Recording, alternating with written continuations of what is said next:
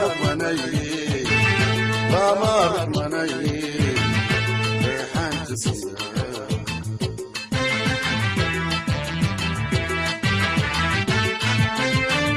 قبل دي يدك وضروري غيرين تغير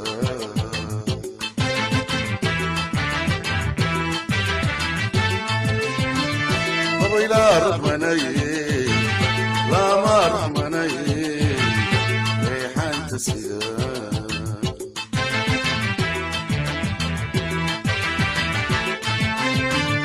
قبل دي يدك وضروري. بسم الله الرحمن الرحيم. قدومي محمد ديري حيد كسر دو دلكن هوي. بسم الله الرحمن الرحيم. marka hore aad iyo aad baan idin salaamayaa waxaan idinku soo dhaweynayaa gobolkan Daadmareed waxaan ku faraxsanahay sida hagar la'aanta ay doonaysaan dalkeeni hooyo in xoogaa lagu noqotaan una tabisaan dalka iyo adduunkaba gaarsiisaana ummadda reer Soomaaliland ee ku kalano daafaha adduunka in nin waliba ka arkaa gobolku ka yimi iyo magaaladu ka yimi waxay ku sugantay inuu arkaa gaarsiinaysan aad baan isku mahadnaqay marka hore barlabaadka gobolkan Daadmareed oo ka mid ah gobolada Curdinka oo ka mid ah goboladii dambeeyay la magacaabay gobolkan wuxuu ka kooban yahay 4 degmo degmada Oodweyne 3 degmo kale 3 degmo kale ah Rasheekh degmada Khaatumi iyo degmada Xaj Saalax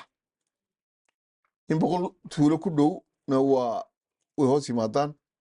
marka la isku daro meelaha waxay leedahay gobolkan dhul deexooyin beeraley degan tahay iyo tuulooyinkii marka la isku daro muddada aan joogay gobolka waxyaabo badan baa dee nagu soo maray abaar 3 jirse baa nagu soo martay waxaa nagu soo maray biyo la'aan waddankan aynu joogno dhul badan oo ka midi way haraadayin mata ilaa 15 tuulo imika oo ka mid ah gobolka biyo la'aan baa ka taagan hay'adaha iyo xukuumadduna imika inay biyo dhaamiskii qaarna way ku jiraanba qaarna imkaan u bilaabayno dhibta kale ka jirta gobolka xagga biyaha waxaa ka mid ah gobolka imika magaalada madaxdiisa Daadmareed ee Oodweyne biyo waxa ugu sokaysa meesha la yiraahdo Kabadheere madaxweynaha qaranku imika wuxuu markii hore riig buu sameeyay riigga biyo laga waayay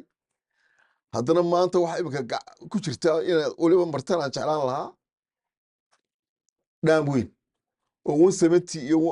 140 iyo 4 mitir hoos ah oo hadda ay ku jiraan shaqadii socoto oo meelihii dararka leh oo meeshii qolkii leh weynaa oo bacdii lagu xidhay leh waxaanu kala wadnaa imika riig aanu ku jirno istadhigiisiyo ka wadno soonaan eelxume iyo inta u dhaxaysa aroori aanu kaana silenahay ilaahay ku guuriyo hadduu ceel macaan noqdo waayo xukuumaddu si walba biyo u doontay waxaanu jecelnahay markaa meelaha biyaha lagu hubo in mataqaana biyaha looga soo jiido madaxweynaha qarankuna markii horena ceelma bixiyey imikana dhaamankaas asigaa soo bixiyey dhaam ku kacaya ilaa 500 iyo dheeraad kun oo dollar ku kacaya oo muddo dheer haynaya dee gobolkaas oo dad iyo dunyaba inay waraabinaya waayo dhibta haysta waxa weeyaan imika maanta foosada biyo waxay ka taagan tahay gobolka Daadmareed 25 kun oo shilin aniga taa gurigeyga lagu cabiyo waa 25 kun baa lagu keenay waayo Kabadheeru ka soo dhaaminaya naftadii lagu soo qaadiyay halka maraysan waa ogtahay sixir barka halku maray marka wax walba erkay noqdeen marka Oodweyne aan ka yahay imika meelaha xagga ka sii xigaadii imika wali waxba u yargagalo barkada waxa ku jiraan dabagoryaale Khaatumo Xaj Saalax aan ku leeyahay milaaxo kooxdaale oo 120 kilomitir halkan ku sii jira Hargeysa iyo inbii wada jiraan iyo Oodweyne meelahaas marka haddii aan ilaahay imika tuulooyinka ku dhow aanu biyo gelin kuwa bilaabiya oo laan milaax ka mid tahay oo FCA ka mid yahay tibabay qaadi kareen marka $500 loogu keeno Kabadheere imika laakiin waxay ka soo dhaasay meelaha u dhow ee biyo ay galeen tanunba u sii daran iyo adigu FCA kale iyo xaqa u sii daran tabiyo waa nooca ilaahayna waxaan ka baryaynaa in raxmadkiisa ina siiyo xagga caafimaadka dadku waan fiicannahay isbitaal baa magaalada nooca ilaa 14 MCH baa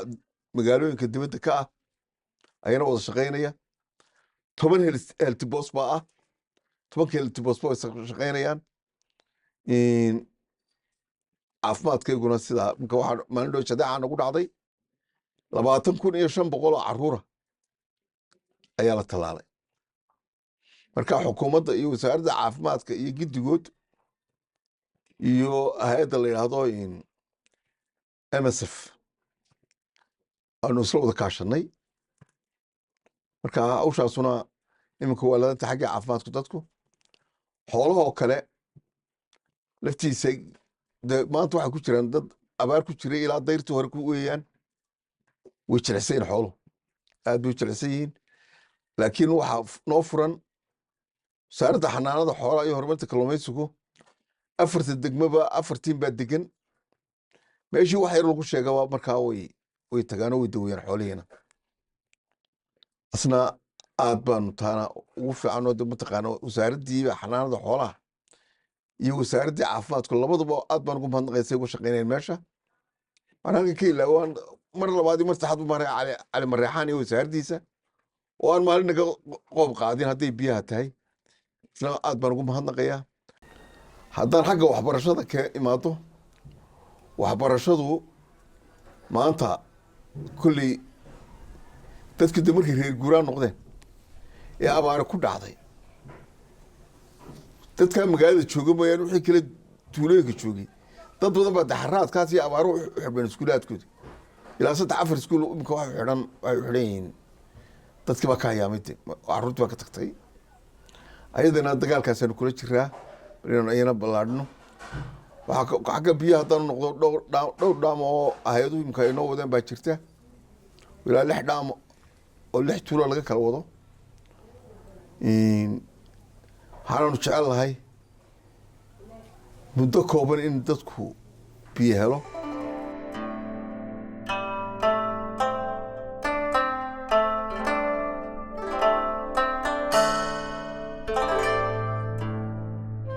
asalaamu calaykum waraxmatullaahi wabarakaatu ku soo dhowaada dalkeenna hooyo oo maanta iyo meel kale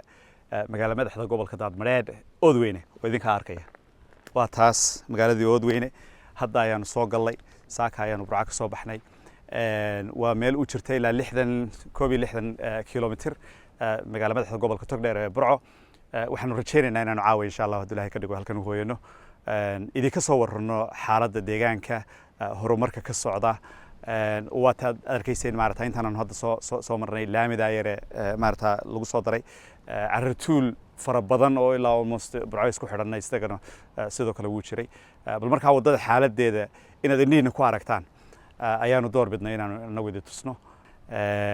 intaasaanu maanta u soconay safarkaygu waxa weeyaan from burco to hargeysa to boorama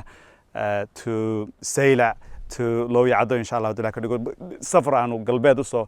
xadhka xidhanay weeyaan oo markaa insha allah aanu rajaynayno inaan dhinacaya galbeed ugu jihaysano magaalooyinka iyo tuulooyinka usii dhexdhexeeya intaanu magacawnayna waanu sii maraynaa aad iyo aad baa ugu mahadsantihiin sida ugu xidhan tihiin dalkeenna hooyo like-tiina followdiina sharekiina waa waxaa nagu dhiirigeliyey inaanu maalin walba meel kale oo qurux badan insha allah aanu idiin soo duubno waddooyinka intii aanu marmaraynay laamiyoon marmaraynay hadda waxaan go'aansanay bal inaanu rafkana warkiisa isagana insha allah idin soo siino xaaladda abaar ba'an oo 3 jirsatay baa dhulka ka jirta abaartaas wixii aan ka ahayn dalkuna waa nabad dadkuna sidoo kale waa nabad waxaanu rajaynaynaa inaad wixii aad indhihiina ku aragtaan insha allah hadduu ilaahay ka dhigo aad dalkiina wax ugu soo qaban doontaan aad iyo aad baa umahadsantihiin sida noogu xiran tihiin waxaanu mar labaad iyo mar saddexaad bayd ka codsanaynaa inaad like iyo follow iyo share iyo subscribe noogu samaysaan pagekayga dalkeenna hooye aad iyo aad baa umahadsantihiin xagga nolosha dadka markaad eegto hay-adihii aad iyo aad baanu imika u gelinay inay u soo gurmadaan dadka si aanay ADB cusub noogu furmin iyadoo 12 hore oo ADB jiray in dadka wixii wax u hadheen meeshooda wax lagu siiyo dad 12 kun oo qof gaaraya iminka waxaan ku siinaa kaadhki baa la siiyaa meelooda wax lagu daadiyaa in kuwana aad baan ugu mahadnaqaya waxaan islaanu ka baqaynaa in dadku inta soo hoydo in mataqaanaa dee xaro furanto markaa asigoo wixiisi yaraa haysa in debal kaadhka $60 bay ay siiyaan inay markaa wax u gudbiyaan muddadan gobolka joogay markii hore hay-aduhu waa ku yaraadeen iminka ilaahay mahadii aad baan mataqaana u wanaagsannahay maasha waxaan dee ahay wadcigaa iminka jira waxaan ahayn aanu dadka la qabno marka quran halkan ka dirayaan waxa weeyaan marka hore gobol kasta qurbo joogiisa iyo ganacsadiisa dhowr jeer horena waan idhi ayaa hormariya qurbo jooga iyo ganacsada gobolkan Daadmareedh waxaan ugu baaqayaa aniguba ka xukuumad ahaan hadday madaxweynaha tahay iyo hadday wasiirka arrimaha gudaha tahay iyo hadday wasaaradaha kale tahayba dadaal waxaanu ku gelinaa wasaaradda waliba waxay ay ahayd in kala soo gaarsiiyo madaxweynuhuna wuxuu ballan qaaday inuu wuxuu gobolkaa ka qabanayo uu ka qabto laakiin gaabka ka maqan waxa weeyaan gaabkii qurbo joog iyo ganacsadii gobolkan u dhalatay example marka soo qaato abaarta iminka aynu ku jireen badhna aynu ku jireen badhna ayna dhaafeen ilaa 600 ilaa 700 intuu dhaxayso boodood baanu ayaanu gobolka dadka la gaarsiiyo biyaa waxaan u malaynayaa waxaa ku jiray doctor Axmed la yiraahdo oo Sahamiya Foundation leh 250 boodood asuu keenay iyo konton uu keenay Gaboose waxa kale waxa weeye dawladda iyo hay'adaha dawladda soo dirtay baa keentay kunka boodood ee dhow ee mataqaana la keenay gobolka qurbo joogii aanu waxlahay mataqaana waxbay soo daadinayaan markan barca joogay qurbo joog baanu aanan ka noolaa wax walba keeni jiray oo dawladda kaabi jiray oo hay'adaha kaabi jiray marka waxaan ka codsanayaa in mataqaana dee kaabistii laydinka doonayey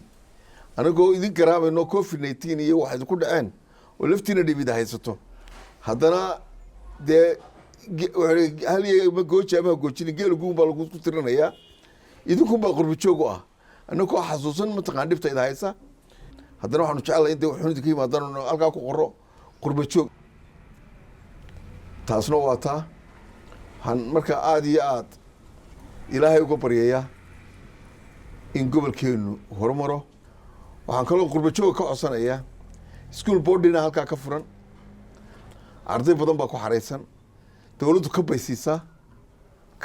macallimiintuna waxay qaataan bayrol bay ku jiraan laakiin ma dabooleyso macallimiintu bayrolka qaataan ma dabooleyso waxa weeyaan iskuulka soo boardina oo gobolkeena ku yaala hadday xasaana tahay iyo hadday meel kale tahay iyo hadday tog dheer tahayba waxa kaba macallimiinta qurbo joog marka waxaan idinka ka codsanayaa sida barigii horeba u kabi jirteen inay u soo celisaan kabkii iskuulka ama macallimiinta ku kabi jirteen xagga waxbarashadana waa kaa aad iyo aad baan idiin soo dhaweynayaa wixii su-aalana dowladda ka jawaabay waxay la tahay inaad si fiican warbixin guud oo dhammaystiran naga siisay gobolka Daadmareedh guddoomiyaha aad baad ugu mahadsan tahay xagga nabadgelyo waa runtaa nabadgelyadu waxaan ku ilaawaya meeshu maanta gobolka aan silahayd gobolada jamhuuriyadda Somaliland uu ugu nabad badan yahay waa gobolka Daadmareedh maasha Allah habeenadu waxay la joogtay inan safaaradda Jarmalka ka socota oo WHH ka socotay markaa safaaradda ka tirtay Nairobi 3 bodyguard wadatay oo Jarmal ay wadato ilaalinaya markii habeen joogtay waxaan ku yiri lagu yaado magaalada afarta koon uga bax bodyguard kan iska reeb way yaabtay way baxdo tuulooyinkaas oo dhamay soo martay waxay ugu soo noqotay wax meel qori yaali iyo qof tourist ma arag meel walba dumarkii dhex gal soo wareysanaysay gobolkeenan ama noqoto Daadmareedh ama Togdheer noqotana waa wax ay ka sameeyeen nabadgelyadu aad bay ku sameeyeen aan ku amaanaya marka nabadgelyadu aad iyo aad bay fiican tahay wax dhibaato ka socdaana ma jirto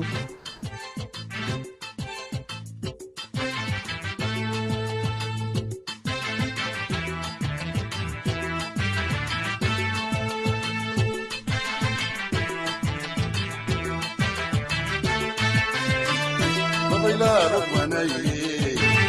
لا ما رحمني ريحان تسير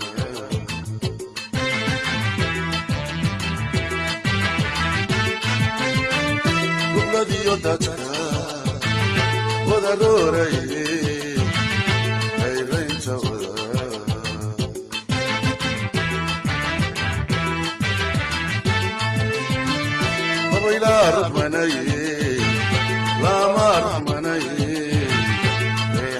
sida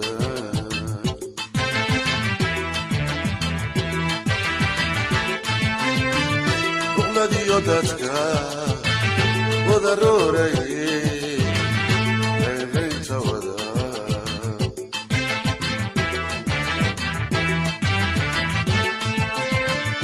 raynkay kaxshii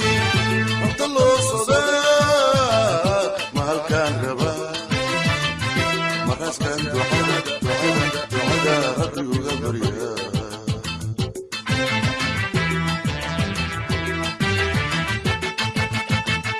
raynkay kaxshii waqta loo sodaa mahalkaan raba maraskan ducada rabbi uga barya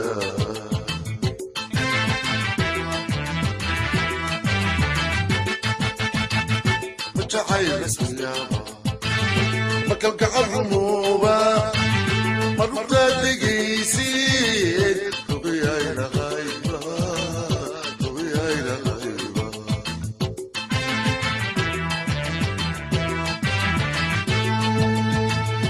جحيل اسم اليابا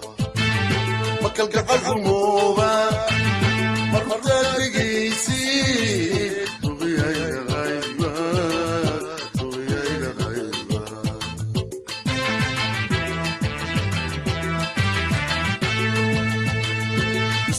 حروب قيسي ونقال تكدين توتال السفية حروب قيسي ونقال تكدين توتال رونا غينا أحمدي وناك هيدي غير حشي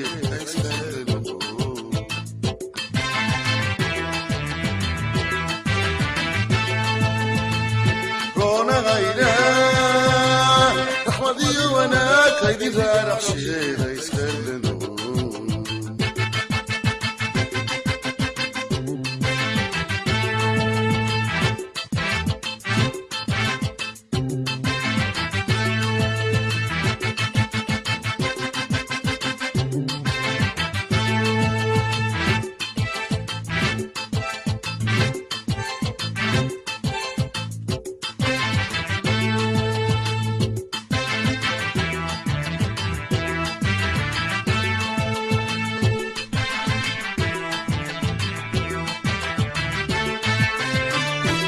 لا رحمني لا ما رحمني ريحان تسير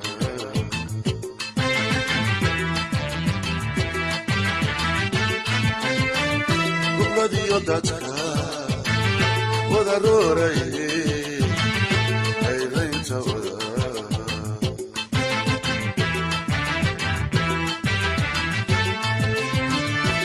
لا رحمني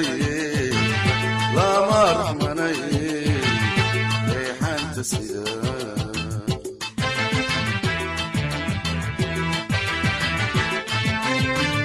والذي يدتك وضروري أيضاً تولى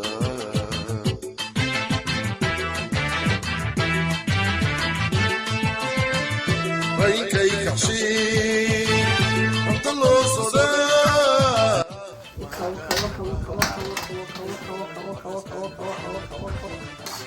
حلا لا كاس هاي حلا لا شمال سرمالقع فين فين قاع اللي انا ترى هو اي كاس waa keegi وكا baan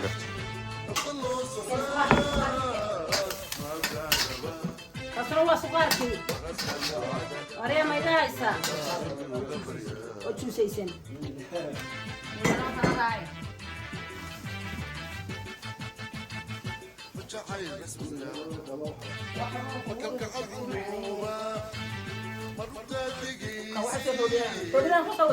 اي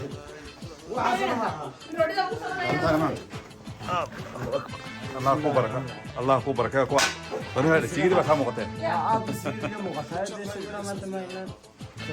ya dia soo galgalaysid hey agana bada way bisi ka qabo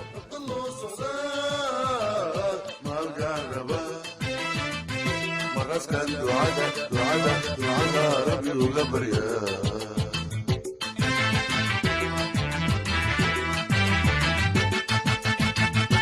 وجعي رسمي يابا مكل قعد رموبة مربطة دقيسيد وياي لغايبة وياي لغايبة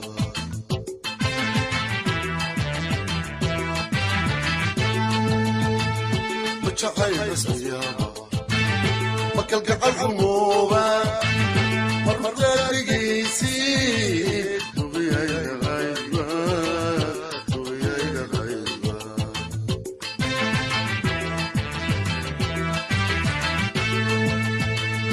سفيو حرور قيسيو نغاد تكدين توتال سفيو حرور قيسيو نغاد تكدين